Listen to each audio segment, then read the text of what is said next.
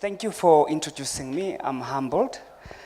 Greetings to Professor Duncan, Professor Naidu, the team from ISFAP. ISFAP? Is that how you pronounce it? ISFAP? Okay. Students, everybody who's here, receive my greetings.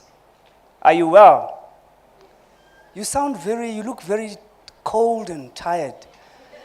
I'm going to bring my TV people. Is this how you want to show up on TV? You should be excited. It's a great day. It's a beginning of great things. To make it easy, I'm not going to focus on a long speech, but I'm going to share with you my life experience. And as I share with you my life experience, what I'm hoping for is that you'll be able to see things that you can identify with, pick some lessons from that, and get some form of inspiration. People like talking about theories, things that they read somewhere, that they saw somewhere. But it is very inspiring to talk about the things that you've gone through and that you're going through. I used to tell people that it doesn't matter the circumstances under which you were born, but it does matter the circumstances under which you'll die. You cannot blame your parents, your background, for how you finish, but you blame yourself. So, originally I'm from KZN. At the age of 13, I started working to fund my education. Because what I looked at my father, he was poor, struggling. I asked him about his father was poor and struggling. Then I realized, no, there's something wrong with his family. Then I started analyzing what has gone wrong with them. What did they do wrong? They didn't go to school. And I said, okay, fine. Mistake number one, they didn't go to school. Then I need to go to school. Every situation you find yourself in, you must be able to think through it. Why do I find myself where I am today? And secondly, what am I going to do about it? They say in leadership, once you are aware of something, the question starts, what did you do after you were informed? It's the same thing with life. As young people, when you find yourself in a situation, you've got to ask yourself, what can I do about it? So at the age of 13, I said, okay, fine, I'm going to start working. I work in a farm close to my home, in a sugarcane farm, just to get enough money to pay for my fees and also help my mother with basic things that we needed. But what was clear in my mind, I needed education. So life is not a guided tour, it's hard work. And every decision you make has got consequences. So at the age of 13, I said, I'm going to go to school and I'm going to work hard no matter what. Determination. Life, it's about being determined about what you want and pursuing it against all odds.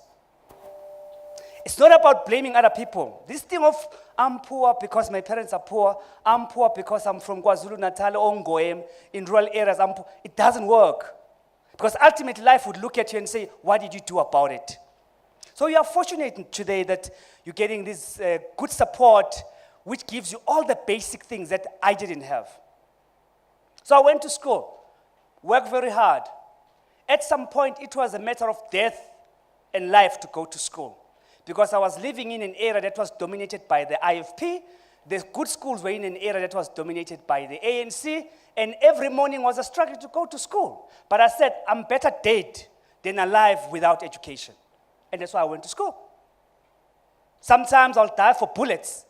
Because I said, what's the point of living if I'm not educated? Because I knew what my parents had done wrong by not going to school. So I went to school. So I want to emphasize the importance of having a dream and pursuing that dream regardless of the difficulties. It's a problem if you don't even have dreams. It starts with a dream, and once you have a dream, you pursue the dream.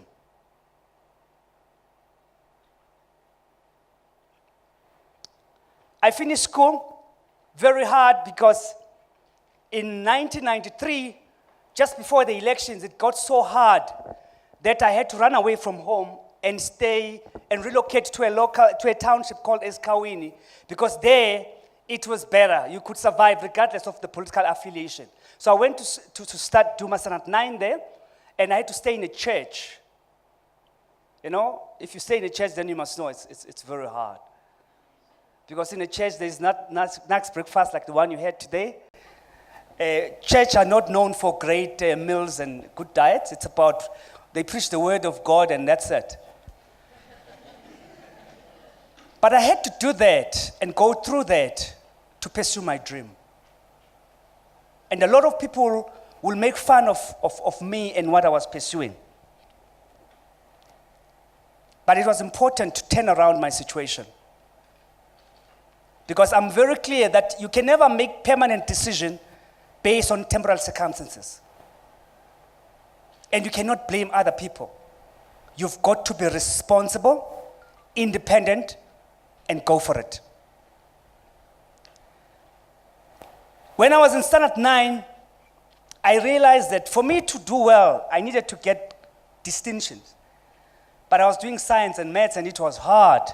Because while studying, I had to work. And you'll know, those of you who are doing mathematics, that you need to practice to do well. Now for me, I come out of school, I have to go work, and I realize I'm not going to get distinctions here. Because I'm not getting enough sleep, I'm not getting enough time to practice, I'm not getting enough time to prep for school. So I changed from science to do general stream. Because I said, you know what? Maybe with general stream, I will get a distinction without dropping my work, without having to sacrifice supporting my family. So I changed from doing science to doing general, just to make sure I get a distinction. And people sort of like said, are you crazy? How can you start a new subject, Standard 9 at the time, we used to call it Standard 9. But I'd taken responsibility and I knew that I need to make decisions and those decisions will have consequences. So I went to matric, I did well, I got my distinctions, I got to university. Now here's the difficult things. I get to university, all I had was the registration money. At that time it was about 1,000 something. No money for books, no money for food, no money for clothes, nothing. My parents unemployed, I'm the eldest son, but I want this thing so bad. Second decision, alteration I had to make. I wanted to do law. Initially I wanted to do medicine, that's why I did science, but when I changed, because of the circumstances that, okay, fine, I have to study 7 years before I can rescue my mother and my siblings from this poverty, I need to get a shortcut. I said, what will be the best shortcut? There was still no shortcut without education. So when I got to varsity, I said, okay, fine. What is that qualification that will get me a job in 3 years? Teaching at the time was one of those jobs that was guaranteed. You get your teacher's diploma, 3 years you get employed. But life was tough because I did not have the support you had. So first year at varsity, I could not afford accommodation. I could not afford food. I had one gin. I was shocked. You know, he was sharing with me the profile of students that they support, that I don't see poor kids here. At varsity, I did not have shoes. I had long pants, no shoes. Everybody would laugh at me. Some lecturers used to call me Ungatu because I was a joke. But that joke never made me move away from what I wanted to achieve in life. It was my dream one day to employ the people who laughed at me. It was my dream to turn around the situation at home. It was my dream to talk to people and share with them my own experiences, not what I read from the book. So at varsity first year, I had to wait for other students to finish eating. When they were done eating, I'll go to the dining hall and eat what's left from those students. I did that for 6 months to a year. I had no place to sleep, so I had friends, so I would sleep on the floor. Because you know, squatting at varsity, it's tough. That's when I developed asthma. I ended up having a very terrible asthma because I was sleeping on the floor for almost a year, pursuing my dream of education. It was important for me to go through those things because the option was death. I would prefer to die than not to have education. I remember this one time when I had to come sit for my exam. Somebody bought me shoes after a few months. So on my way to school, I had, they called Tabo Park, Ababizwa Kutamaziko. So because it was raining, I was living in some shack not far away from the university, because when university security is tough, they will raid residences, and if they find us quarters, they will chase us away. So then I got a shack where I used to stay, and in that shack I had no food, nothing else, because I was living off the bread that was left by other students, and that's what I lived off for almost a year. But I had a plan. So when I went to write this exam, on my way to writing exams, my parka or my sandals got torn. So then like, okay, fine, now I'm barefoot again. My feet are muddy. And then I have to make a decision. Do I go write this exam, or do I go back to my shack? As I walk through inside the hall, Peguzulu Hall, as I'm putting my foot down, the mud marks were left on the floor, and people laughed. I sat for that exam, and that exam changed my fortunes. I was rated the best student ever.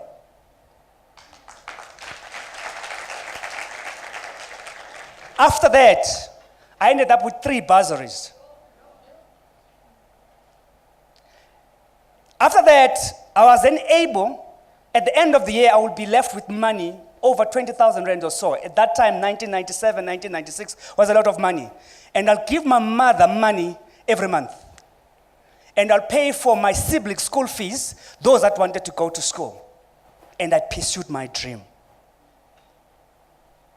Regardless of the humiliation, the embarrassment, because at the end of the day, young people want to impress people who don't really care about them. There's a lot of things that you do trying to impress your friends. Guess what? When you're down there in the gutter, they won't be there. And life will look at you in the face and say, what investment have you done in your life?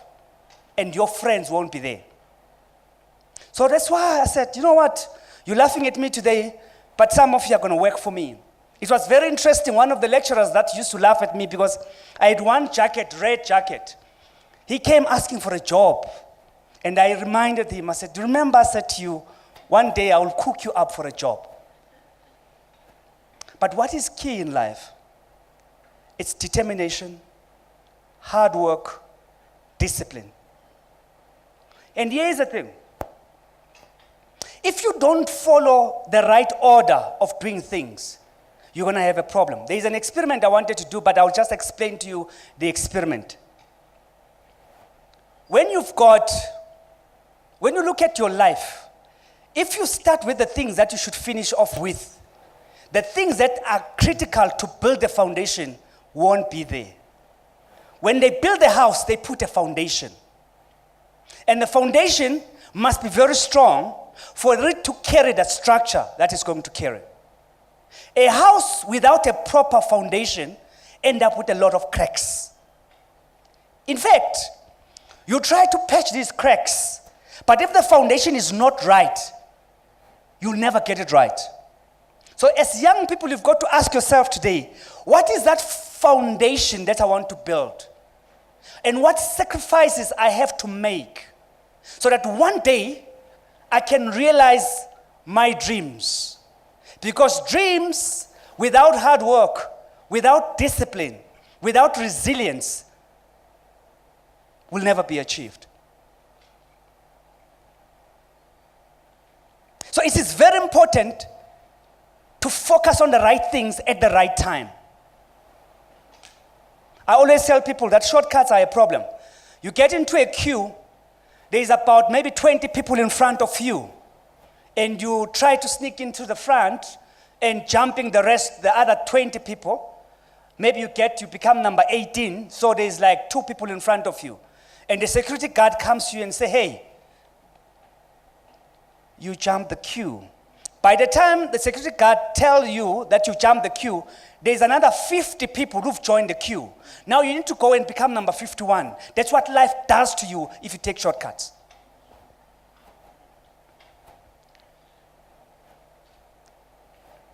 Now, it's better for you to just follow and do the right things from the onset.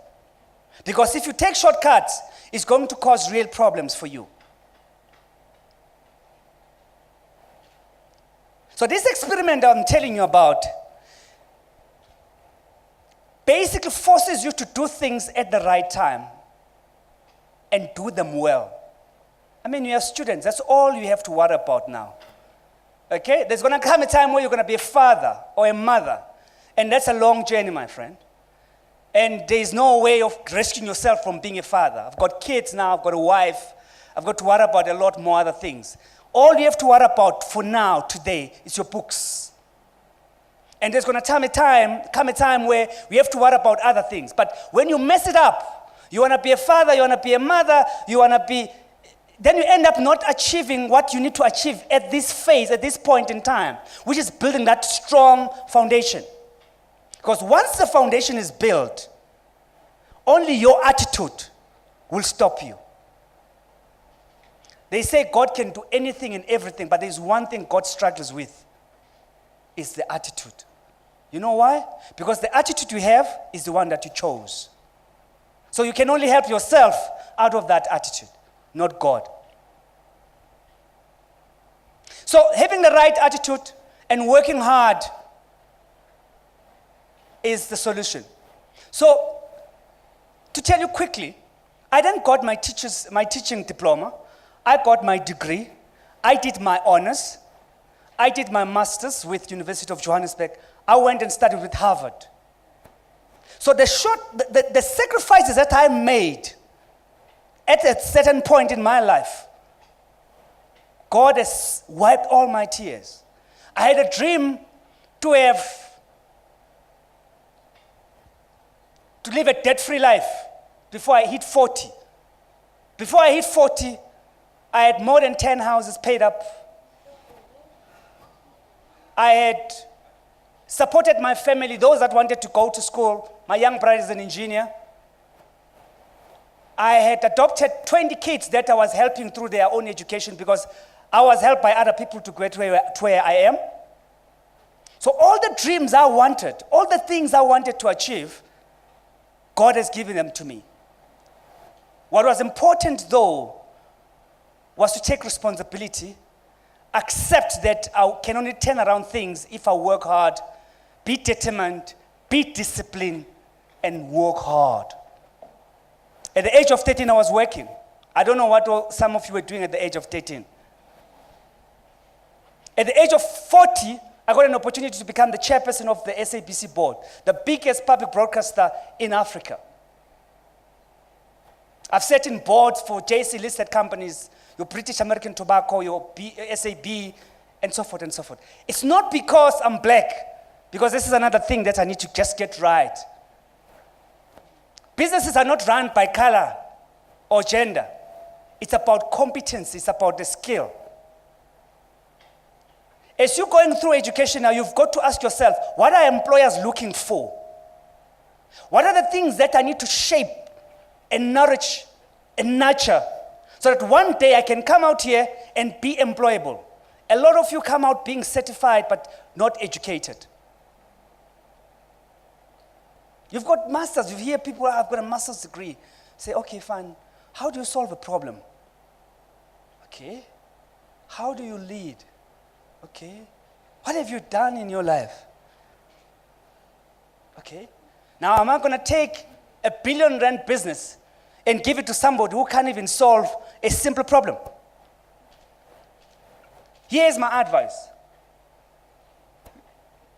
Go look for a job advert for a job that you would want to have one day. Go study a business that you would want to run or own one day. And look at the requirements for that job today. Look at the requirements. When we're done here, go get a newspaper, go to the internet, look for a job advert for the job that you want to do one day. And look at the requirements and ask yourself, what is it that you're going to do every day to make yourself the most suitable candidate for that job? Because one day when you sit in front of anybody, they will ask you, why do you think you're the best candidate for this job? By that time, it will be too late because you wouldn't have invested the time you have now to build those skills, those expertise. It's like pension. You know, when I ask you, you're already 55, I say, hey, what are your plans about your pension? Say, I'm going to start saving. Guess what? You left with less than 10 years before pension. You can't solve that problem. The problem with young people, they start looking for a job the day after they graduate. You start preparing for a job that you want the first day you get to university, so that you can build the skills that they would want. They'll ask you about problem solving. They'll ask you about leadership. They'll ask you why you think you're the best candidate for this job. They want to ask you why they must give this job to you and not to this other person. Because by the time you finish, there will be 1,000 and millions of other people with the same qualifications as you. And that's why there's so many people who are unemployed. So how are you going to differentiate yourself from the masses who've got the same qualifications? Companies these days who do well are those companies that have a competitive advantage, that can do things differently, better, and unique from other companies. It's the same thing with you guys. Treat yourself as a brand. What you do in social media will haunt you. If you post wrong things and you say wrong things, just before we finalize the appointment, we'll look at what you've been saying in the media. And guess what? You'll miss an opportunity of a lifetime because of that stupid tweet that you sent. Prepare yourself. Can you imagine you are just about to become the president of the country and the scandal comes up. You kill somebody when you're 21. Boom, that's the end of you. It's what's going to happen to a lot of young people today. They say a lot of things they don't understand. They get involved in wrong things. And all of those things has got consequences. So what am I saying to you? Your future is in your hands. You can become anything you want to become. I'm a living example of that. My grandmother used to say to me, because the university I went to was very close to my home. So you know when you're poor, everybody can smell and see that this one is poor. So they would go home and tell my grandma, say, yo, umzukulu wako is a joke. He's an embarrassment. He's the only one without shoes. And my grandmother will say to me, but why are you embarrassing us so much? You know, poor people have got a sense of pride. I don't know where they get it, but poor people have a problem. You know, the majority of them have got this sense of pride. My grandmother was so poor, but she was embarrassed by me going to school because I didn't have shoes. I said, Coco, what's your problem? Now, here's a problem with poor people, most of them. They are lazy, they are arrogant, they've got a sense of pride, which I don't know where they come from. They think they are more important than the people who are making money. This is what is going to destroy and keep you poor, your attitude. Work hard, be determined, be disciplined, respect people, respect life, become responsible citizens. We want people who will make a difference in this country. We want people who will go out there and make a real impact and a real difference and make South Africa great. Thank you very much.